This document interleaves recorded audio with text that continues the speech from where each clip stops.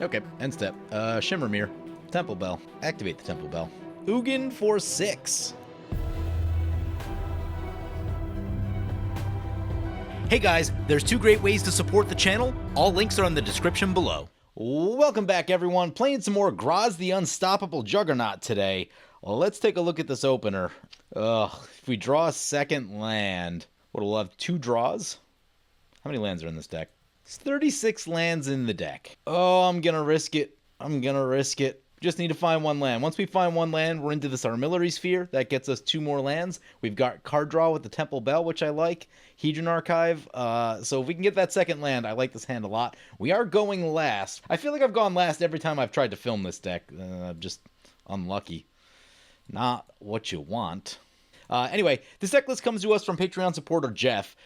This is the revamped version of the deck. He sent me the list a while back, and I made a handful of changes to it. Notably, I added more card draw and just kind of tightened up a few things. So I think with a colorless deck like this, especially with an expensive commander, you really want like a lot of ramp and a lot of card draw.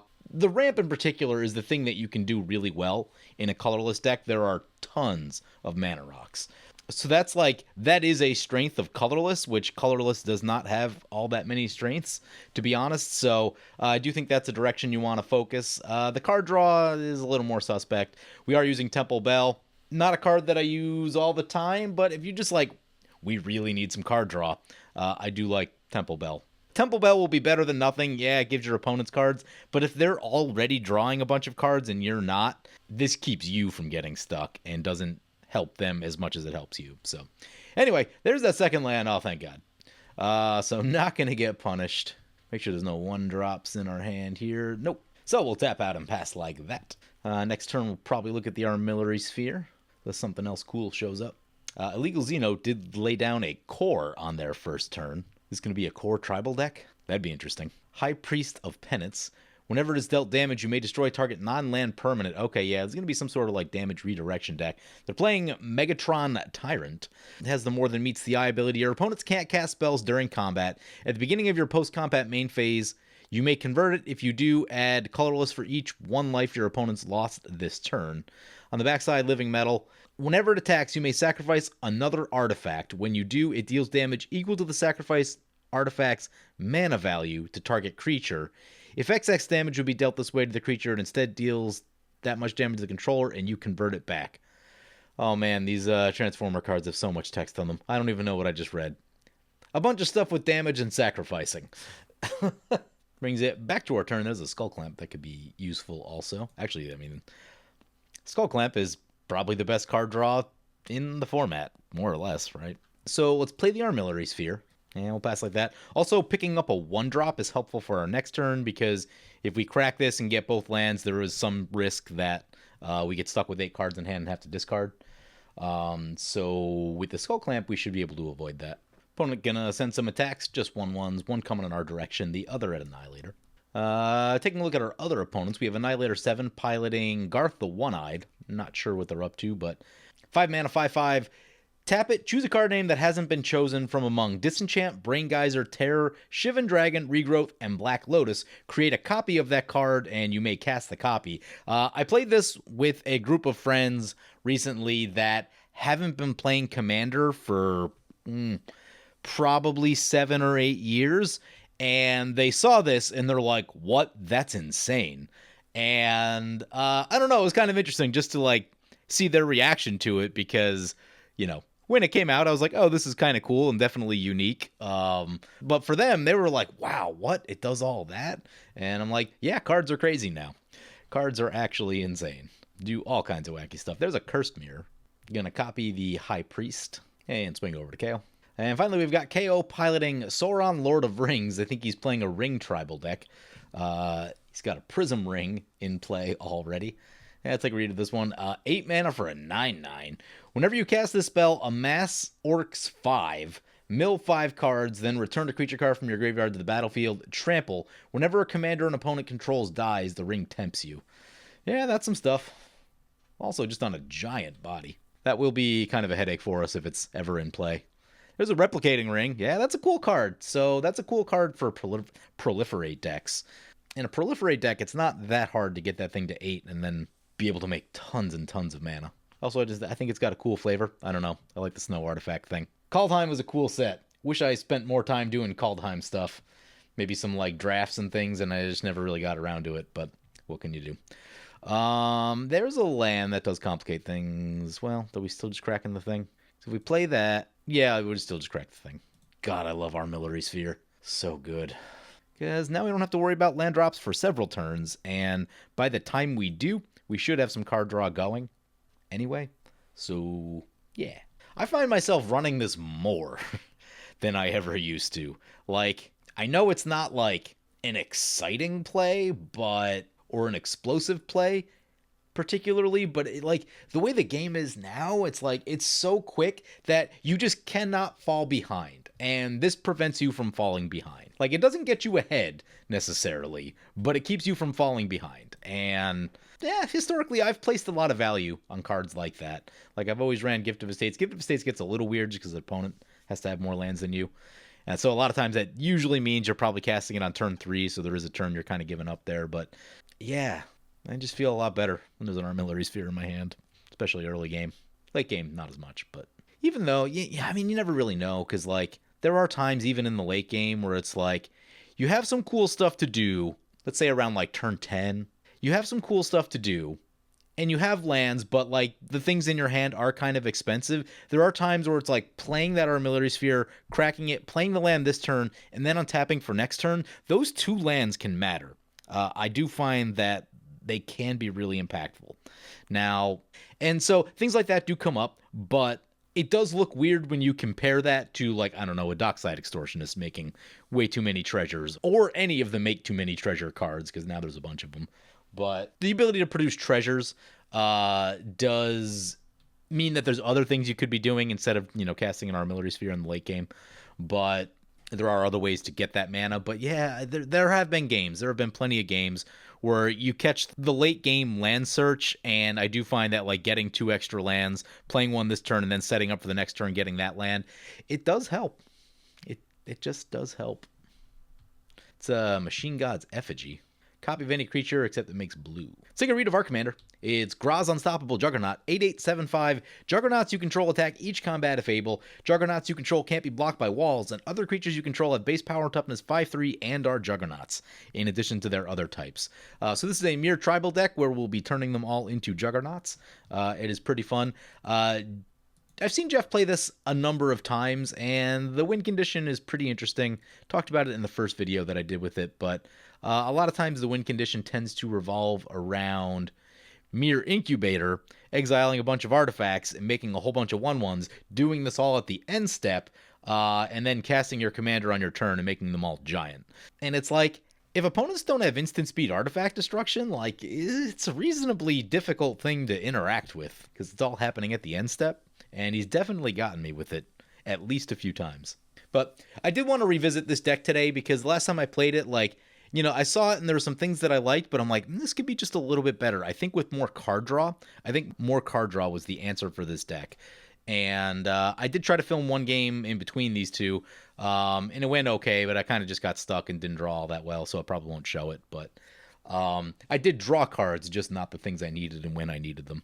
And opponents were a little strong that game too, so it spiraled quickly. But I like the setup that we have going on now. I know it's still early. Goblin Ringleader.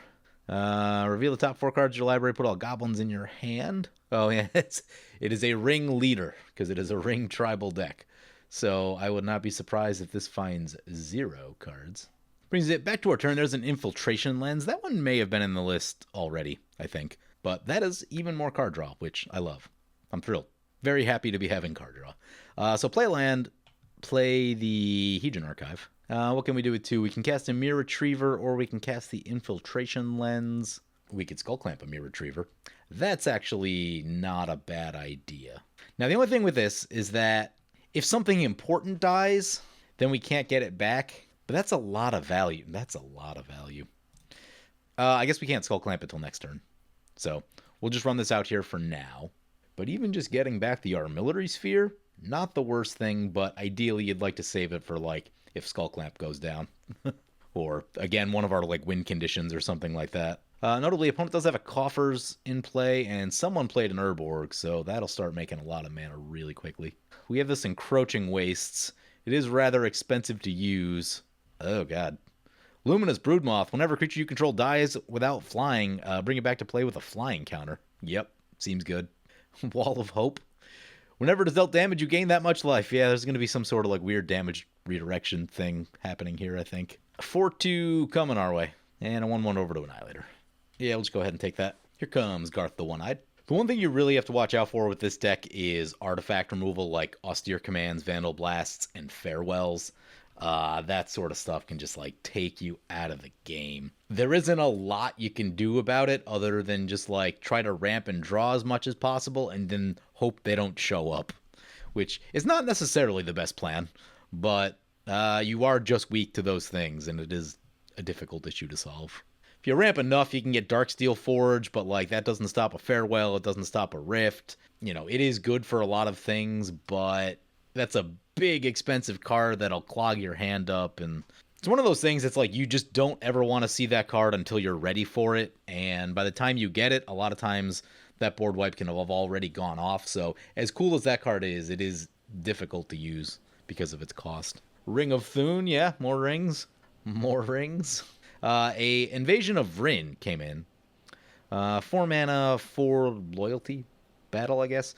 Enters the battlefield, draw 3 cards and discard a card, so sift on a card. And then on the backside, sacrifice it to copy target spell you control. You may choose new targets for the copy. And it's pretty interesting. Yeah, they can tick the damage down on that. Still need to make that battles deck. Get around to that eventually. Brings it back to our turn. There's a Meteor Golem.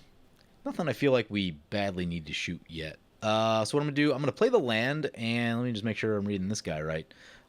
You may cast artifact spells as though they had flash. It has flash itself. So I think we wait to the end step to really commit to doing anything here since we have entirely artifacts. The question is whether to Skull Clamp the Mirror Retriever. I'm going to hold off for the reason that we talked about, that if we lose something important, this Mirror Retriever is how we get it back.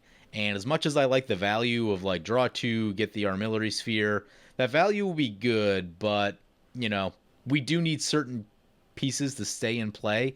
And so basically my plan right now is I'm going to go Shimmermere Temple Bell, and that will get us an extra card draw anyway without having to sacrifice our one kind of thing here. I would like to find another mirror that I don't care as much about, because again, this is kind of more of a late game thing. You want this when your graveyard's kind of filled up, so if we can maybe keep him around until then, that'd be good. That's Megatron coming into play. Yep. What happens now? A lot of things. 3-4 into Annihilator, 4-2 into KO. The Shimmermere is actually interesting because we can also cast our Commander with Flash, which means we can do that at the end step too, which is probably what I'm going to try to set up for here. We do need to find a land to do that, but hopefully with the draw and the Temple Bell draw, possibly 2 Temple Bell draws, that should be able to find a land. Maelstrom Wanderer Grouse. If there was ever a card that I have no love for, it is Maelstrom Wanderer. Too much. Does too much. Cascade in the command zone. Thanks. I hate it. Not their commander today, so, you know, should be more reasonable. But they're going to make some 2/2s and get some lands. That's still pretty good. Elemental Masterpiece make 2 4/4s. So this appears to be a token deck, maybe? Discard it, create a treasure token. Interesting. All of those tokens will have haste, so they can put some damage out there. Ooh, skip their attack. That may be a misclick more than anything. With that many hasty tokens, I'd be attacking somewhere. Ring of Thune and Replicating Ring. I want to have to be careful of. Garth can make Disenchant at instant speed, and that is a problem for our Mirror Incubator win condition. Can also just shoot our Commander. That's annoying too. That's a lot of mana to go down into that. We're going to need someone to play a board wipe, and hopefully someone beside us, so that we don't have the tempo, because like our board wipes cost 7 and 8, and the tempo loss on that is going to be kind of rough for us. Halo Hunter enters battlefield, destroy target angel. Interesting. I've always wanted to use this card more, but it's really narrow. I don't know, I just think it's a cool card. There are no angels in play. Gonna equip the ring to it. Probably great in draft. 2/2 coming into the battle. Yep, that's fine. Let them have it. What does this one do? Tap an untapped artifact you control gets +1/+1 until end of turn. It's okay. There are certain situations in the late game that could be all right, but meh. For this stage, it won't necessarily die to the Skull Clamp, but putting the Skull Clamp on it in case it does die is the thing that might happen here. Although, trample with this? Could be interesting. Could be interesting. Actually, maybe that's not a bad idea. We do need to get the Temple Bell, though. Okay, end step. Shimmer Mirror. Temple Bell. Activate the Temple Bell. I don't know why I'm very excited about the end step, cast Temple Bell, activate Temple Bell play. Eye of Vecna, more card draw. Love it. Get the Infiltration Lens. So much card draw.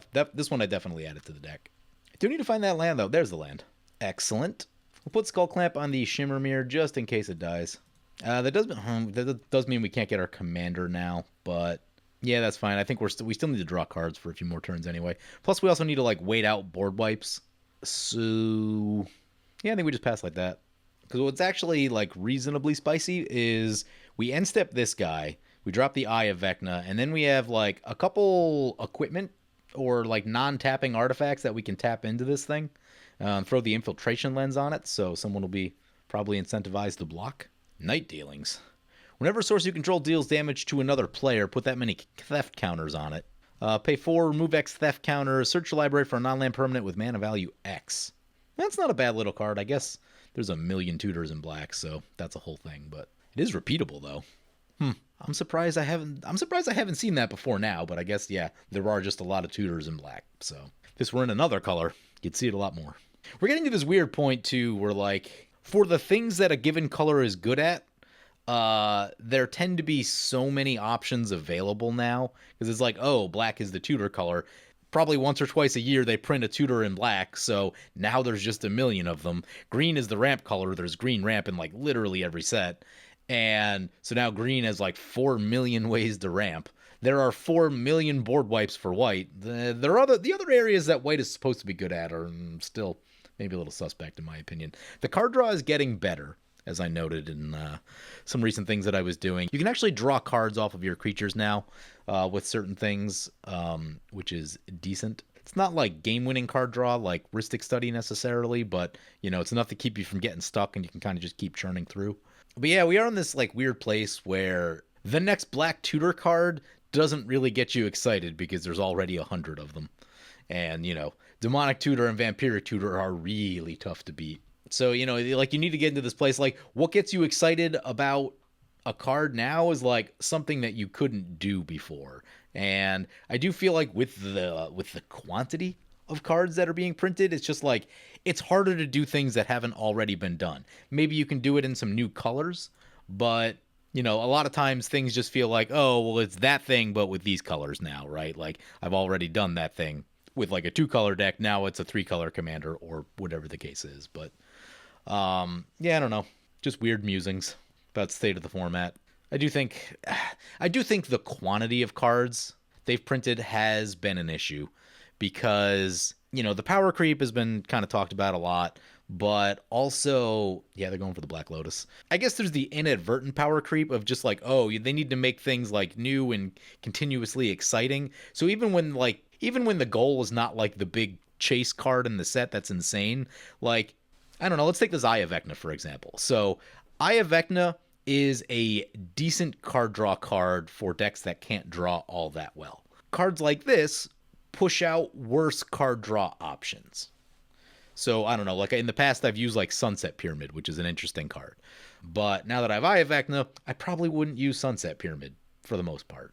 On a one-on-one card basis, that's fine. But when that happens like hundreds of times a year, you know, when you look around at commander decks now, let's just do a little look at the table. Let's look at the difference between like old cards and new cards. New-ish card, last, 10, 12 years. Again, 10, 12 years. Newer, very old. Newer, it was about 10, 12 years. Bunch of tokens. Phyrexian Arena is very old.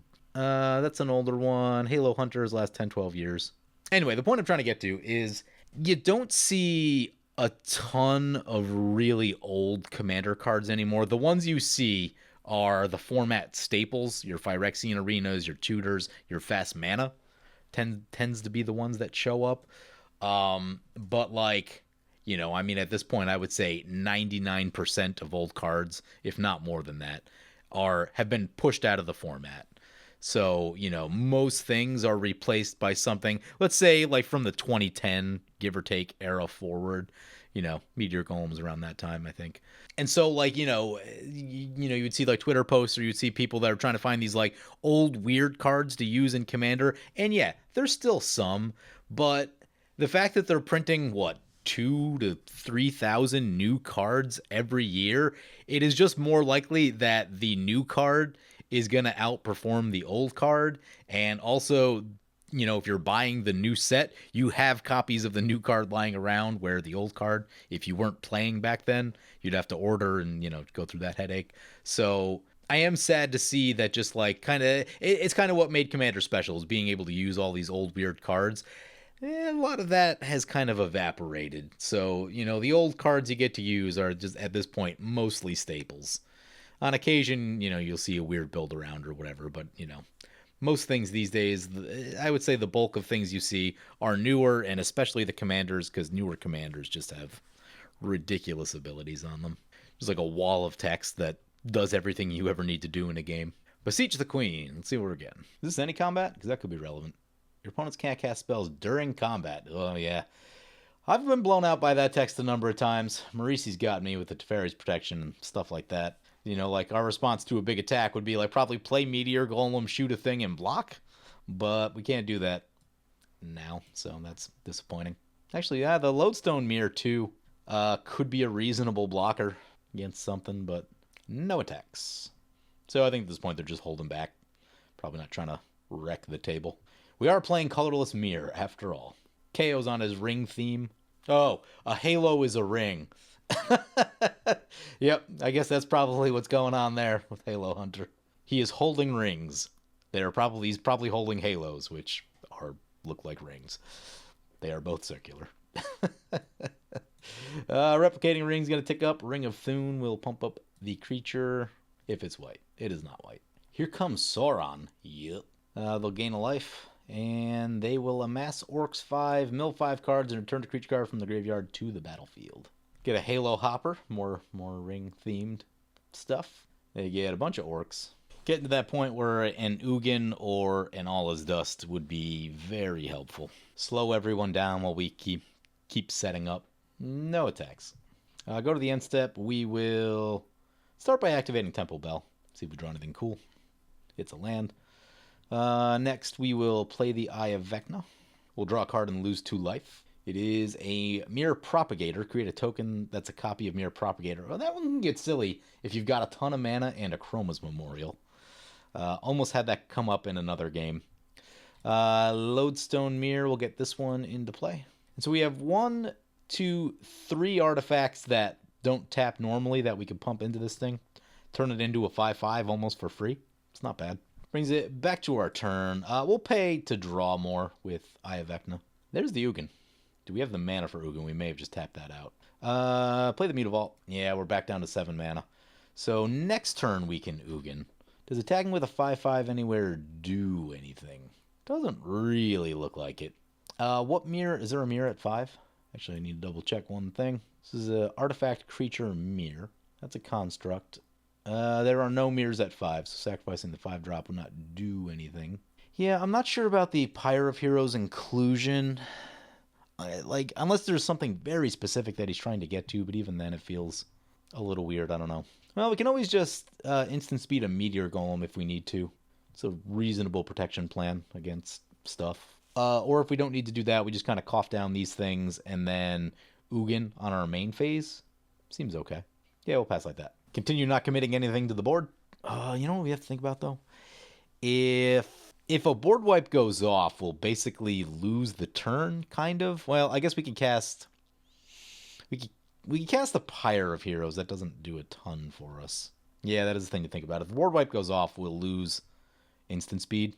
Although, no, maybe not, because these would both die, and then we could just bring this back to our hand. Okay, yeah, we'll just bring it back to our hand. Recast it. Love it. Phyrexian Arena. That's got 5 counters on it. Not sure how I feel about that. Actually, I know exactly how I feel about it. Not great. They tap up for a whole bunch of mana. There's a flump. Yep. Zalto, Fire Giant Duke.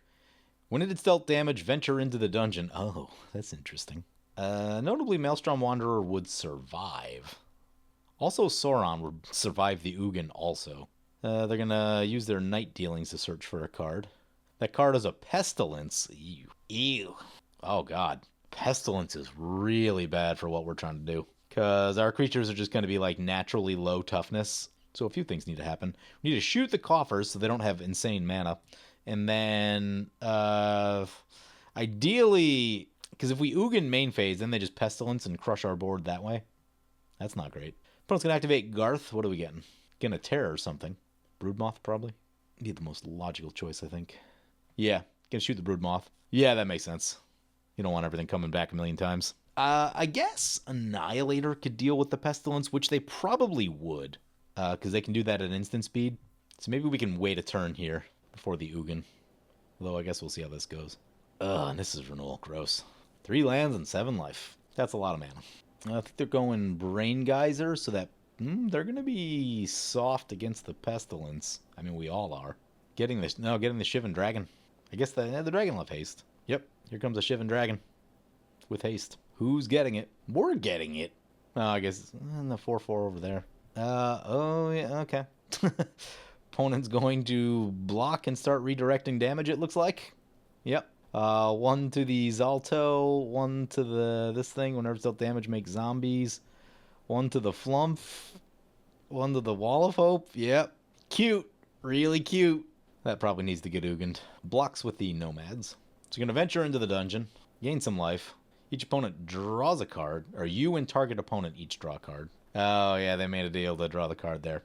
I think they're in voice chat without me. So those sort of things can happen. We go down to 22, which is a little lower than I'd like. Life gain, not the easiest to come by. Dungeon of the Mad Mage. See what KO's thinking. Ring of Renewal. There's an old one. 5 and 5 to discard a card at random, then draw 2 cards. Oh my god. So overcosted. So, like, I played back then, and even back then, this just, like, wasn't a card you could use. That is so slow. So much mana. Alright, end step. Let's get down to business. Tap or Temple Bell. There's another land. Yeah, I think we just need to loot the Pyre, because I just don't see anything good happening with the Pyre. So let's do that. Vanquisher's Banner is reasonably helpful. Are we 1 mana short of casting it? Yeah, we are. That sucks. Wish we ramped just a little more. Catching another mana rock in there would have been really helpful at some point. We'll discard the Pyre of Heroes like we talked about. We have 4 mana left, which is awkward. Do I want to run this down? I don't really want to cast this because I think it's just going to get blown up by Pestilence. And I think I'd rather have the ability to draw on the backside. So if we cast this, then cast that, that's a free card draw. You know what Ghost Quarter does? Ghost Quarter shoots Cabal Coffers on a much more affordable budget. We're going to have to skip the Eye of Vecna right here. There's a Kuldotha Forge Master, that's a good one. Play the Ghost Quarter. Play Ugin. Make sure we don't tap the Ghost Quarter. How big is this thing? That is a 6 mana. So I think we can go for 6, because I don't think anything's at 7. And that'll clear out everything except the really big stuff. Yep, fine with that. Ugin for 6. And then one of the big things is we'll just have to attack this and take it down later on. So most of the board getting cleared up. Still a few things out there, but much less scary than it was a minute ago. And the next thing is Ghost Quarter this Cabal Coffers so that we don't get Pestilenced for 1 million. The other option, too, would be to shoot the Urborg, which may not be awful, just because they'll still be able to make black mana. Yeah, maybe Urborg was probably the better call right there. But, I don't know. Just feel better shooting the coffers. They went for a white land, which is interesting because we'll put the Infiltration Lens on this guy. That's a 9/9. We can't really hold that back. Does have trample. How many artifacts can we tap? 1, 2, 3. Yeah, still about 3. Still a 5/5. Let's see if Annihilator wants to trade. I'd be happy to trade a Lodestone Mirror for a Maelstrom Wanderer. If they don't block, then we should save our taps just to, again, try and not get crushed by Pestilence. Yeah, they go no blocks. Pass like that. I really use a Cloud Key at this point. Try to... Yeah, Cloud Key would be nice to... or the smaller Ugin. Gives you cost reduction. Please don't be a Farewell. Structural Assault. Destroy all artifacts. Oh, really? Yep. Draw with this thing. Yeah, these are the type of things that are just really difficult to deal with. We'll get some cards. We should get some cards back on the Skull Clamp, I think. Yep, we get some cards back on the Skull Clamp. We can get a card back with the Mirror Retriever. Question is, what do we need? That does take down the creatures, which means Ugin's probably going to live. So we get into the board wipes portion of the game now. What are we getting back? We need a lot of things. Honestly, I feel like Hedron Archive is the answer because everyone's mana just got cut down a lot, and I think mana is going to be the key here. And we still have some card draw in hand with the Vanquisher's Banner. Ooh, that's 2 pieces of Urza. Yeah, that's 2 pieces of Urza. What is this? Add for each land you control. For each Urza land you control. How many Urza lands do we have? 1, 2. Ooh, that'll be a good one. We do need to get Metalcraft back online, though. See if we can do that this turn. Oh, no. Deals 5 damage to any target. Look at the top 5. That's annoying. I mean, I get that you have to do that. That is the type of value. Like, this is the perfect board for a Planeswalker, right? Everything just got nuked except the Planeswalker. Garth the One-Eyed coming in. And they're going to crack a Terramorphic Expense. Oh my god, Cloud Key would be so good right here. For the Ugin. 6 mana. Bilbo's Ring. More rings. Mere Battlesphere. That's interesting. It probably just gets shot by Garth, but it does immediately get us to Metalcraft, though. That's not awful. Get the Urza's Workshop. Yeah, I like that, too, because that gives us bodies, and bodies are good with Graaz. We have 8 mana total. We may not want to be too early to the party, though. That could be a thing that happens. That could be an issue. I think we just go on the setup right here. Get the Hedron Archive. We have 6 mana left. Yeah, let's get the Vanquisher's Banner. Choosing Mirror. And I guess we pass like that. So next turn we should be able to get Metalcraft. Metalcraft will give us a bunch of extra mana. Esper Sentinel. Megatron coming back. Man, if we can get Urzatron going, that'll be the mana we need to do what we need to do. But is there an Expedition map in the deck? Yes. Okay. Gives us better odds. Much better likelihood of running into one of the 2 instead of one of 1 in the remaining 72 of the deck. We're going for the Regrowth. What are we getting? Don't be the Maelstrom Wanderer. It's the Besiege the Queen. That doesn't make me feel much better. So they'll be able to search for just about anything in their deck. The question is, what is the most powerful card in their deck? That's what we're going to be up against here. Don't love that. What is this? Chameel the Inner Sun. Spells you control can't be countered. At the beginning of your end step, discover 5? Ugh. Gross. Besiege the Queen. What are we getting? Quintorius Can. Whenever you cast a spell from exile, deals 2 damage to each opponent and you gain 2 life. Oh no. Was it Right of Replication? Oh, that's the Discover, I think. Right of Replication on an Esper Sentinel. Okay. Okay, so they have a Quintorius in hand. Okay. Yeah, we just need mana to be able to deploy our stuff, basically. Echo Circlet triggers both Esper Sentinels. It is a ring. If you put that on the commander, like it's a big creature. You can do some blocking. It is a cool little card. I'm going to venture a guess that it's probably cheaper than Vandal Blast, money-wise. Because it's 5 mana to overload a Vandal Blast, and as good as Vandal Blast is, this is going to deal with 2 permanent types, artifacts. Assuming that you're blowing up a handful of artifacts, the creatures will also get nuked too. And I've used, what's that one? Subterranean Tremors in the past, and that's been very effective because it does hit 2 permanent types. Just that you don't want to be running a lot of artifacts yourself. Ring of Xanthrid. It's another ring. Prowess. This is a 6/6 that can't be blocked. Would love it if it went somewhere else. I'm going to send it over to Xeno.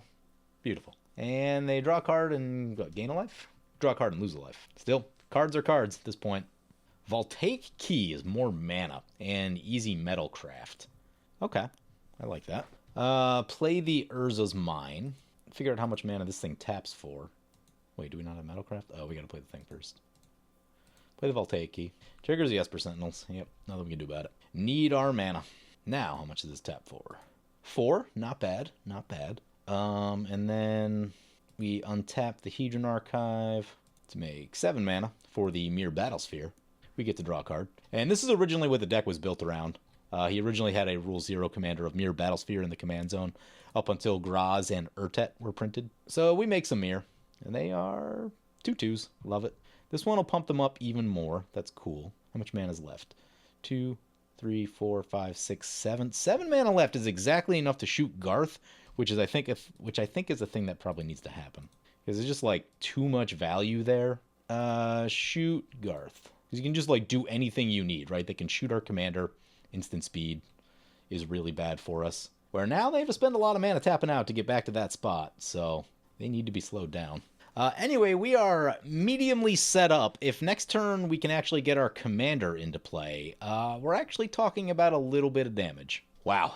Urza's Workshop, when you're set up for it, 4 extra mana off a single land is very good. If we can find that last Urza land, get Urzatron going, ooh, just dump our hand. There's the Pestilence, okay. Probably going to get nuked by the Pestilence. Pays for the Esper Sentinel. Plays the Arcane Signet. I'm going to start with the Pestilence. So 3... Yeah, it's going to kill everything except the Mirror Battlesphere. And KOs. No, it'll kill KO's thing too. So board getting blown up. Yeah, Pestilence effects. No good. No good. We sort of forced them into having to do it with the Mirror Battlesphere. And maybe we could have played around that better, but it's also like, I don't know how much longer we can really wait. We just kind of need to like drop our biggest plays. The other thing we need to do, we need to get their life total lower than ours so that they can't Pestilence us to death. They hit with Megatron, and it's going to flip over. Doesn't flip over? I guess it doesn't flip over. Yeah, that 6 mana Ugin would still be amazing because we could shoot the Pestilence and then cheaply cast the rest of our hand, which would be very good. Quintori is canned. I mean, more burning effects, which is not great. Trumpeting Carnosaur enters Discover 5. Great. So there's going to be lots of free casting here, which will trigger the Quintori is canned a bunch. Yep, it's 2 damage to each opponent, and they gain 2 life. Create a token that's a copy of target non-artifact creature you control. Make another one. Was thinking about just trying to like swing past it, but that's probably not on the table now with 2 of them. Glasspool Mimic. Make another one. Actually, can this be any creature? You control. There are now 3 of them. They discover 5. Oh, I see. I see how this is going to go. They just keep cloning it and getting new ones. Don't love it. Don't love it. Life total's getting really low. Sakashima, yep. Discover's not a broken mechanic at all. Down to 11. For the love of God, could they please whiff? Nope, that's not going to do it. That's create a token. I assume Discover is cast. Oh, it's to enter the battlefield? Are you kidding me? Wow. The power creep, because Cascade wasn't strong enough. Opponent's going to Pestilence 1. In hindsight, they probably should have held that Pestilence because the Pestilence would kill the Planeswalker. No, it doesn't do that anymore. Oh, I hate that they changed that. Yeah, we can scoop right here. We are going to die.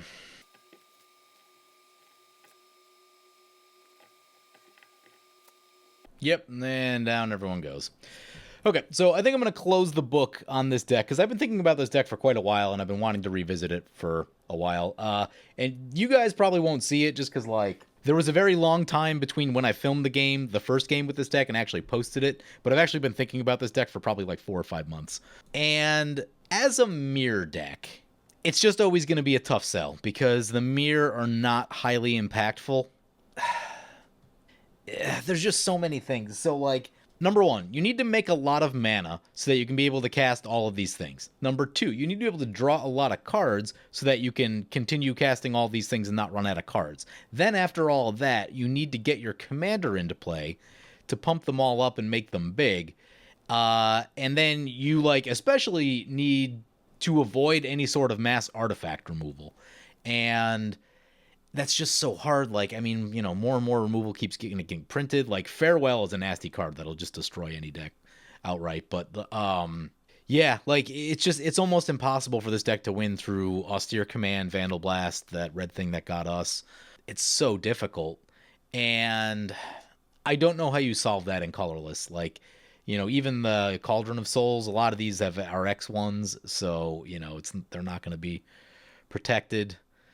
And plus, that's another expensive card that requires more mana and more setup and all this stuff. So, you know, I think as a mere tribal deck, this is, you know, probably about as far as you can go with it. And you just have to live with the fact that you're going to get blown out by board wipes and stuff like that. I do think if you just went Graaz good stuff and just built like the best Graaz deck that you could, I think you could have a lot more success. I don't know exactly what that card pool looks like. I haven't looked at it, but you definitely, like, each individual creature that you play in that case should be more valuable, right? You just, you know, load up on like Burnished Hearts and Solemn Simulacrums, the Filigree guy, anything that generates value one way or another, you know, that easily feeds you into your commander. I think should work better.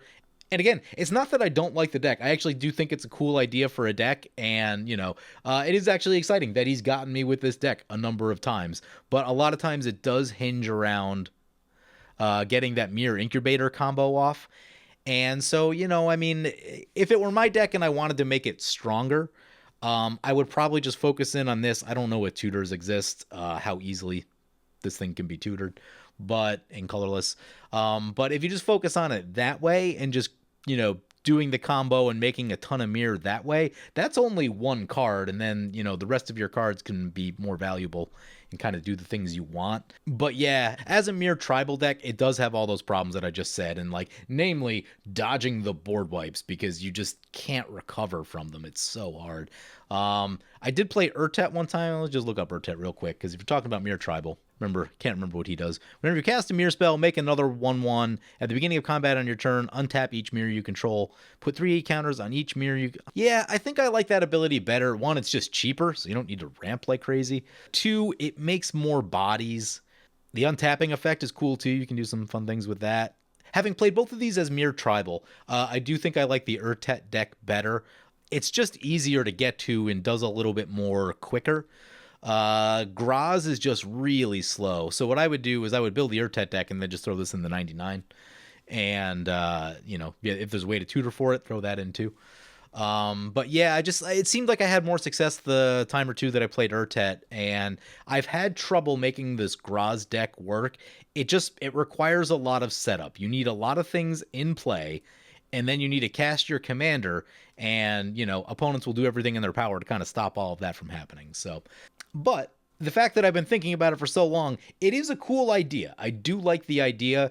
It is just like really impractical until colorless protection spells get printed.